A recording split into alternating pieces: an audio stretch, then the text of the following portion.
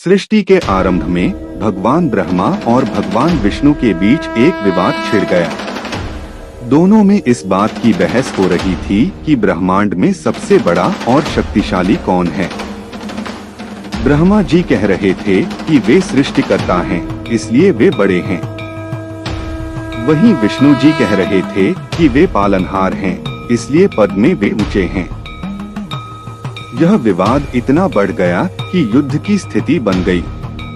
तभी उन दोनों के बीच अचानक एक विशाल अग्नि स्तंभ ज्योतिर्लिंगा प्रकट हुआ। वह स्तंभ इतना ऊंचा और इतना गहरा था कि उसका आदि और अंत दिखाई नहीं दे रहा था। एक आकाशवाणी हुई, तुम दोनों में से जो भी इस स्तंभ का छोर, शुरुआत या अंत पहले ढूंढ लेगा, वही सबसे बड़ा कहलाएगा। विष्णु जी वाराह का रूप धरकर पाताल की ओर गए और ब्रह्मा जी हंस का रूप लेकर आकाश की ओर उड़ चले।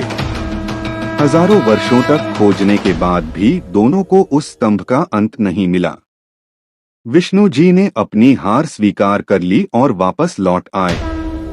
लेकिन ब्रह्मा जी ने झूठ बोलने का निश्चय किया और केतकी के फूल को गवाह बनाकर कहा कि उन्होंने छोर पा लिया है।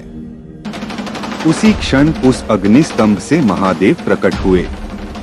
उन्होंने ब्रह्मा जी के झूठ पर क्रोधित होकर उनका एक सिर काट दिया और श्राप दिया कि उनकी पूजा नहीं होगी। महादेव ने समझाया, न कोई बड़ा है न कोई छोटा, यह पूरा ब्रह्मांड मुझ में है और मैं इस स्तंभ की तरह अनंत हूँ। तब ब्रह्मा और विष्णु दोनों को समझ आया कि अहंकार ही विनाश का कारण है।